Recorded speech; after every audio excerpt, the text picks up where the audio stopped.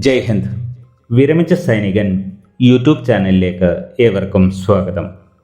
8ാം ശമ്പള കമ്മീഷന്റെ റിപ്പോർട്ട് അനുസരിച്ച് സാലറിയിലും പെൻഷനിലും വർധനവ് വരുത്തുന്നതിന് അടിസ്ഥാനമാകേണ്ട 16ാം ധനകാര്യ കമ്മീഷൻ റിപ്പോർട്ട് സമർപ്പിച്ചിരിക്കുന്നു.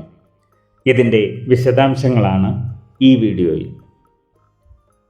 ധനകാര്യ കമ്മീഷൻ എന്നത് കേന്ദ്ര സംസ്ഥാന സർക്കാരുകൾ തമ്മിലും തദ്ദേശ സ്വയംഭരണ സ്ഥാപനങ്ങൾ മറ്റ് ഡിപ്പാർട്ട്മെൻറ്റുകൾ തമ്മിലും സാമ്പത്തിക വിഭവങ്ങൾ എങ്ങനെ വിതരണം ചെയ്യണമെന്ന് ശുപാർശ ചെയ്യുന്ന ഒരു ഭരണഘടനാ സ്ഥാപനമാണ്.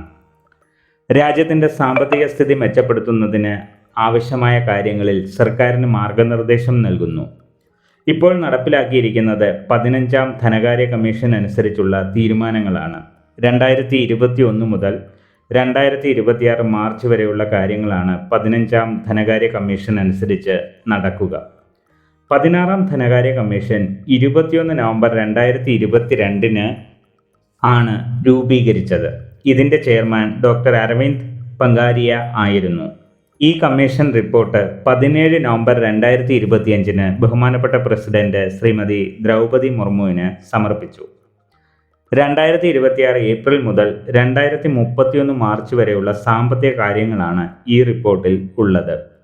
ഈ റിപ്പോർട്ട് പാർലമെന്റിന്റെ അടുത്ത സമ്മേളനത്തിൽ അവതരിപ്പിച്ചതിന് ശേഷം പബ്ലിക് ഡൊമൈനിൽ ലഭ്യമാകുന്നതാണ്.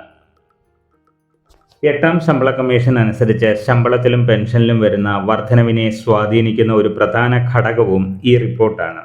അതായത് ഇപ്പോഴുള്ള ശമ്പളം, പെൻഷൻ എന്നിവയ്ക്കായി സർക്കാർ ചിലവാക്കുന്ന പണവും വരും വർഷങ്ങളിൽ പ്രതീക്ഷിക്കുന്ന വരവ് ചിലവ് കണക്കുകളുടെ അടിസ്ഥാനത്തിൽ സർക്കാരിന് ചിലവാക്കാൻ സാധിക്കുന്ന അഥവാ അധിക ബാധ്യത എത്രമാത്രം ഉൾക്കൊള്ളാൻ സാധിക്കുമെന്നും ഈ റിപ്പോർട്ടിലൂടെ നമുക്ക് മനസ്സിലാക്കാൻ സാധിക്കും.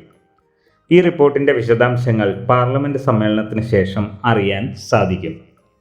വീഡിയോ ഇഷ്ടപ്പെട്ടാൽ ലൈക്കും സബ്സ്ക്രൈബും ചെയ്യുക, സുഹൃത്തുക്കൾക്ക് ഷെയർ ചെയ്യുക. മറ്റൊരു വീഡിയോയിൽ വീണ്ടും കാണാം.